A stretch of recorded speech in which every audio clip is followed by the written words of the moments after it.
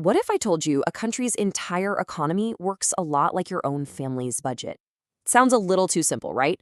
But honestly, when you strip it all down, the super complex world of international finance really boils down to one thing: money in versus money out. Just think about it for a second. In your house, money comes in, that's your salary, and money goes out for things like bills and groceries. Well, for a country, it's pretty much the same deal. Money comes in from exports, all the stuff it sells to the rest of the world, and it goes out to pay for imports. It's the same balancing act, just on this absolutely massive global scale. So, how are we going to break all this down? Well, here's our game plan for today. First, we're going to look at what we are calling a nation's grand ledger. Then, we'll see how that's split into two really important accounts, and what happens when those books just don't balance.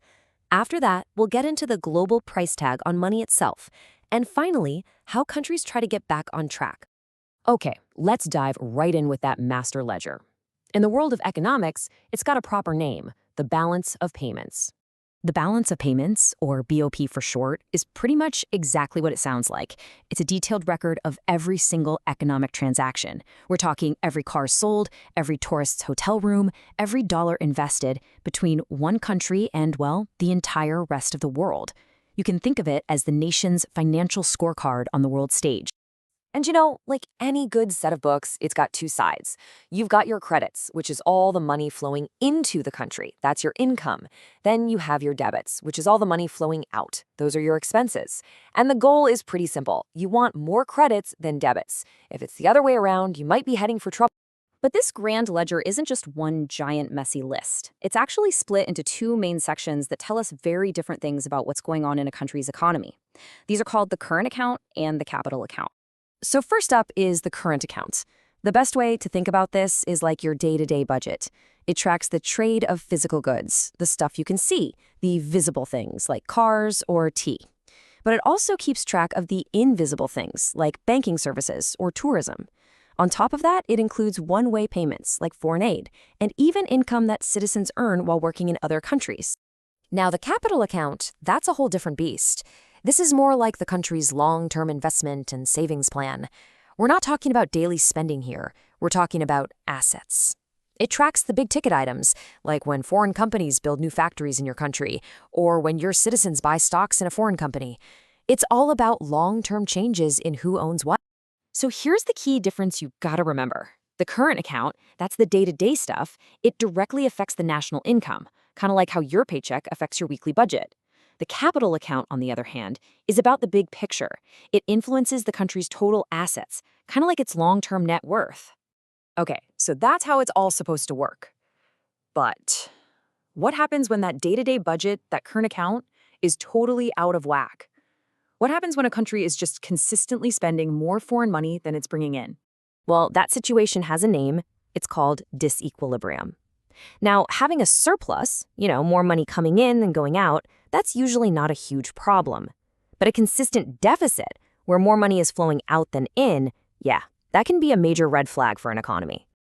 And there are a ton of reasons a deficit can happen. Maybe you've got high inflation, which makes your products too expensive for other countries to buy. Or if you're a developing nation, you might be importing a lot of machinery to build roads and factories. Sometimes it's just about what's popular. Foreigners might stop buying your stuff, or your own citizens might suddenly get a taste for fancy imported luxury goods. So if a country has a deficit and its books are unbalanced, how does the global system try to correct itself? The answer, a lot of the time, comes down to something we hear about constantly: exchange rates. So an exchange rate is, at its heart, super simple. It's just the price of one currency in terms of another. It tells you exactly how many rupees you need to buy $1, or how many euros it takes to get one Japanese yen. It's literally the price tag on money itself. And just like the price of coffee or a new phone, the value of a currency isn't just pulled out of thin air. It's all determined by those powerful, fundamental forces of supply and demand playing out on the world stage. This graph here shows us exactly how that works. See the demand curve, DD? That's how much of a currency people want to buy. And the supply curve, SS, shows how much of it is actually available. The price, or the exchange rate, naturally settles right where those two lines cross, at point EO. That's what economists call the equilibrium rate, where the market finds its happy medium. So when that equilibrium point moves, we see the currency's value change. We call this either depreciation or appreciation. For instance, if the price of $1 goes up from 50 rupees to 55 rupees, that means the rupee has gotten weaker, or it's depreciated. But if the price of a dollar goes down to 48 rupees, the rupee has gotten stronger, it's appreciated. Okay, so why should you care about any of this? Well, here's where it hits you right in the wallet.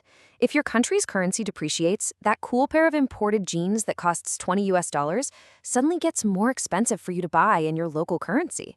That's how this big, abstract, global finance stuff directly affects your life. And that brings us to our last big question. If a country is running a persistent deficit, can the government actually step in and fix it? Let's take a look at the tools they've got in their toolbox. Well, governments have a few main plays they can run. First, they can devalue their currency on purpose, which makes their exports a lot cheaper for other countries to buy. They can also use import controls, things like taxes or limits, to make it harder or more expensive to buy foreign goods. Or they could flip it around and try export promotion, giving their own companies a helping hand to sell more stuff abroad. Now, in more extreme situations, a government might pull out the big guns and use something called exchange control. This is a really direct approach where the central bank basically takes over all the foreign currency. It rations it out, deciding what's essential and what's a luxury, effectively controlling what can and can't be imported. So when you boil it all down, a country's economic health really is this constant, really delicate balancing act. It's a tug of war between what it earns from the world and what it spends in the world. And currencies, trade, investments, they're all just pieces in this incredibly complex global dance. And all of this leaves us with a pretty big question to think about. In our modern world, with its lightning-fast global supply chains and digital currencies, can any single nation truly be the master of its own economic fate? Or are we all just along for the ride in one massive, interconnected global economy?